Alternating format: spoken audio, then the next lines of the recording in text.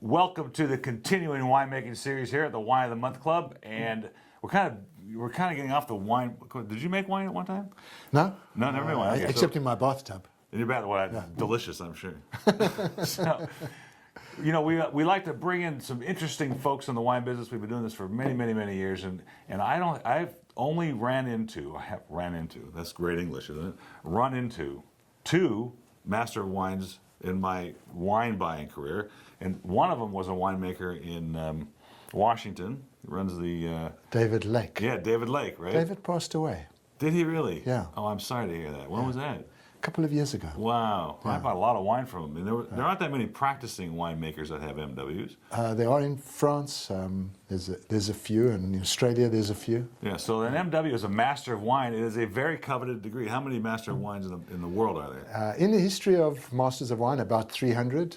Alive today and working today, something like 275 or 280. Wow. And how many are in the trade like you are? I mean, you come here, we talk about wine, we buy wines, we have wines in our list that are from your company. How many actually do that? Here in the United States, I stand subject to correction, but we are fewer than 5, maybe just 2. Wow, that's amazing. Yeah. Now, the reason I wanted Peter, this is Peter, by the way, I didn't introduce your name, it's Peter Koff, K-O-F-F. K-O-F-F, right.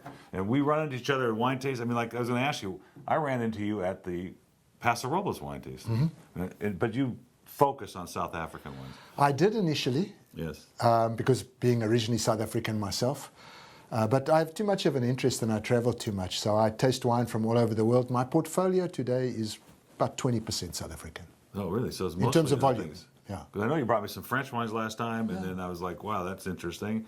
And tell me about the process of an MW. It's a 4-year degree, 5-year degree. Some of us know about the tasting you have to go through, but there's a lot more to it than that. It is.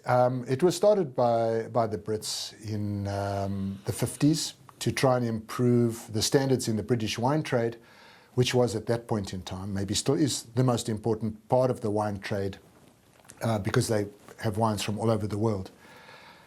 So essentially what it comes down to today is you have to have achieved a certain standard before you can even join the course. Really? And thereafter you have to do exams, culminating, if they believe you're ready, in the final exam, which is 4 exams, 3 wine tastings, 2 hours, all blind, and a thesis. Wow. We have approximately an 8% pass rate. Really? Yeah. And it's a 4-year thing? It's a minimum of 4 years. I only know 1 or 2 supremely gifted people who have managed to do it in 4 years. Wow. Yeah. And now is there a campus for this, or is this you have to go to London and you have to study there, or how's it work? No, it's self-study. There's serious course guidelines, but it's self-study. We do here in the United States, every year we do a seminar in wine country. Mm-hmm. But there's no specific place where you go on a daily basis to learn for a Master of Wine. Okay. But you can do it. You can study in America. You can process all you want in America. But eventually you got to go to London and take the test. No, the tests now are taken simultaneously, give or take time changes, in 3 centers in the world. Wow. In California, in the United States, not necessarily in California. I did it in New York. In London, obviously, and in Sydney, Australia. Wow. And now, is it the same group that puts on the Master Sommelier degree, or that's a different thing completely? It's a different group. Really? Okay. Yeah. I've seen, maybe what I've seen isn't even accurate, but I thought I've seen some of the tests. I mean, has the test ever escaped the confines of the testing room? No, it's out there. You can see it. You can see it, yeah. I'm amazed. And then the blind tastings, is it accurate? They give you Cabernets from all over the world, the same vintage. You got to figure out where it's from, or the values, or what are some of the blind tastings you have to do? So it can be anything. Sometimes they will give you 5 wines, and they'll say, all these wines have something in common. What is it? And there will be 5 vintages from a single first growth. But that's relatively rare. Today, with the proliferation of winemaking styles and with the flying winemakers from all over the world who make wine in Burgundy but study in France or Germany or wherever it might be, it's becoming more difficult. Sure. And so they want to know where it came from and who did it, but they are tending today to focus much more on how was this done and what's the quality. Okay. Well, I mean, really, when it comes down to it, we want to evaluate wines on, are they worth, to the consumer, if I buy a wine for $15, am I getting $15 worth of wine? That's really what I want to know. Right. And that is, it's probably one of the most difficult things to do, but it's very much what our education is geared towards. Right. That's what you do for a living. Well, that's right. Yeah, that's right. But I do it the hard knocks way. But I enjoy it. They give me folks like you that have worked so hard to get to the stature, and I enjoy. I love running into you at the tastings and following you around and having some fun with it. So let's taste some of the wines you brought. I asked you to bring South African wines, not knowing that only 20% of your portfolio is South African, but those are the things I like that you brought me in the past. So we can taste this Villera Sauvignon Blanc from traditional bush vine. Right. What is traditional bush vine? So traditional bush vine is the vines are grown as a bush, gobelet. So they're not trellised. They're not trellised. These are grown on very, very sandy soils in the poorest vineyard. It's called the Blue Ridge. And what are The vines are very old. What is the bush vine? Obviously, when we trellis, we have shade canopies, we have different trellising techniques, and it creates different styles of grapes. When you do it bush vine, that just means it's like a natural, however the grapes come out kind of thing? It's backbreaking picking. What we have discovered here in this vineyard is that as bush vines, the balance of the growth and the vine is almost perfect. So you don't have such a serious need for pruning. Although we do find here that with the bush vine we get slightly more shading than we get with the trellised vines. Really gorgeous, and I love the subtleties of this wine. This is a 2008. This is 2008. The winery color. recommends 3 years of age. And what we look for here on Sauvignon Blanc from South Africa, the better ones, is what we call the streets after the rain. That sort of wet gravel, sucking on stones character that you get when it rains on a warm pavement. Right. It's great. I get that. There's a lot of minerality in this wine. Yeah. But it's very feminine too, and it's subtle character. Acids are nice and bright.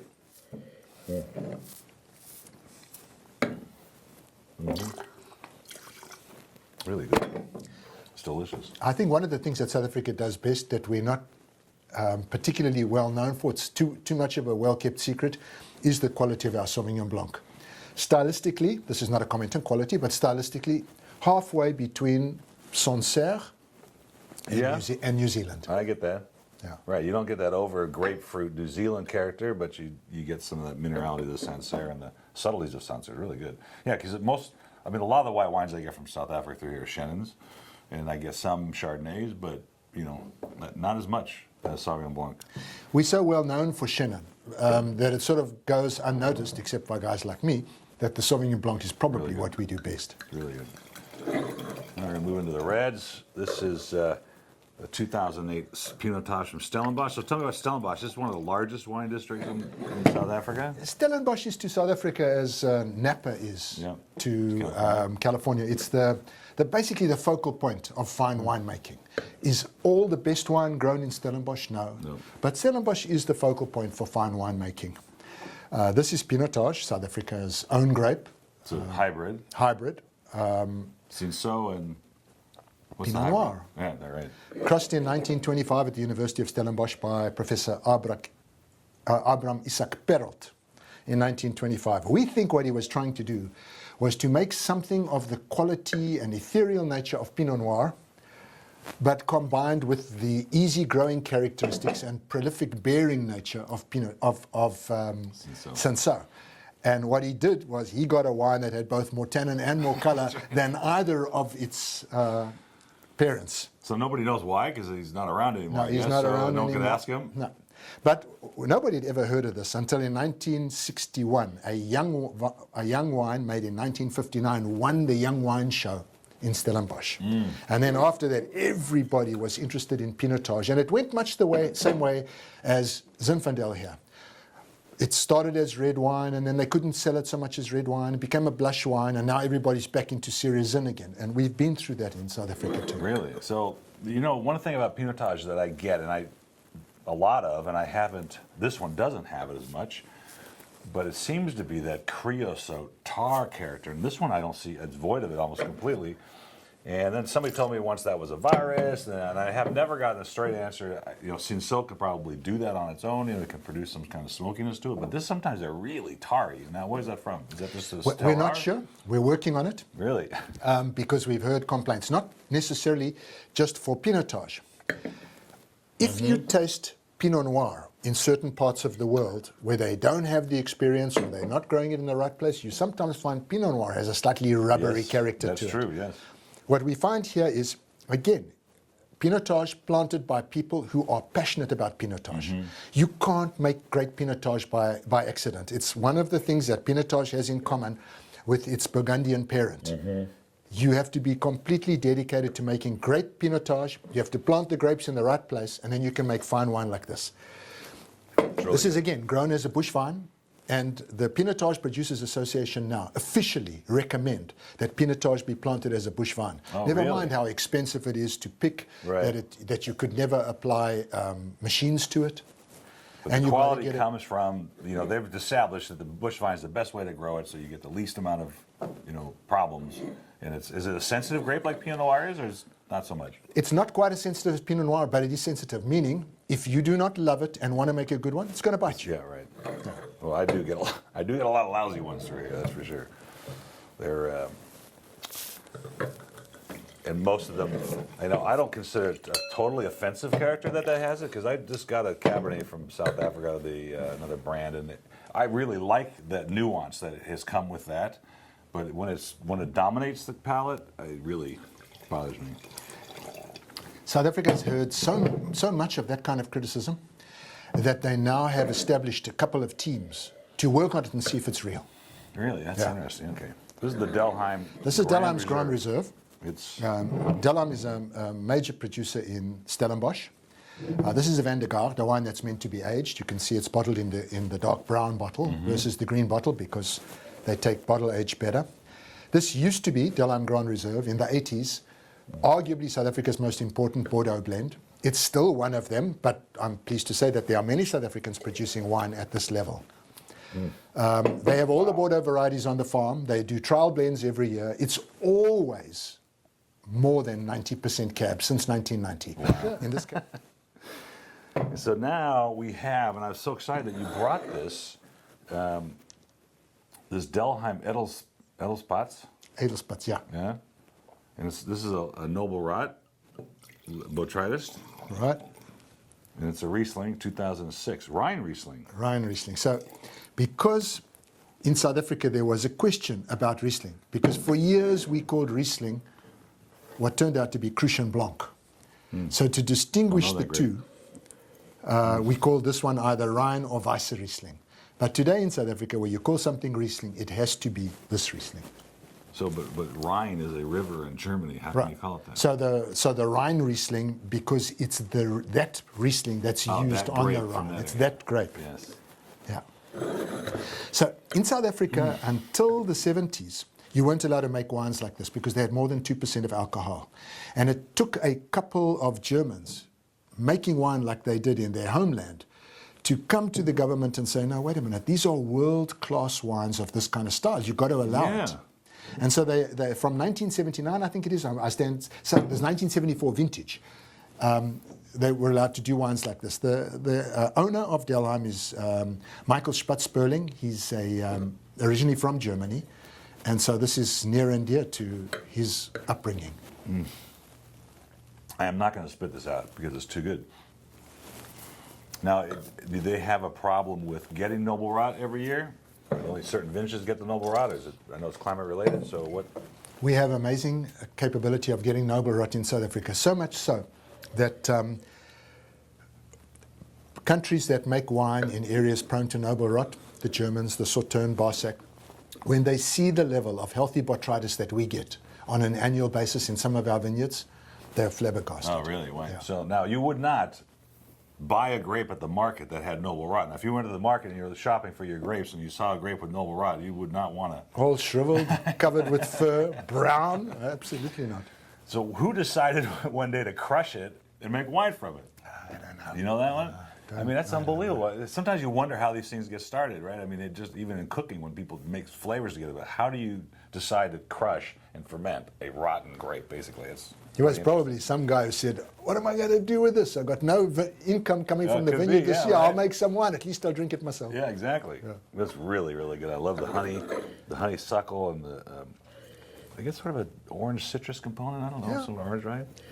And the apricots that goes along with the botrytis character. And because of the way the botrytis fungus works, here you have a wine with 130 grams nearly of residual sugar, Wow. 11.5% of alcohol, but it's got 9 grams of acid, so it's Yeah, it's still got cleans you that up. balance. Yeah, it's Yeah. really good. And do you have that here? Mm-hmm. Wow. We didn't go over the retail values of these, so we'll put them on in front of you as you watch this video. See the retail value of these wines, and we'll have some in stock here, Wine a Month Club, to purchase. But it's such a pleasure having you here, Peter, talking about. Thank you South for the African wines, opportunity. I appreciate it. and look forward to seeing you again. Cheers. Cheers.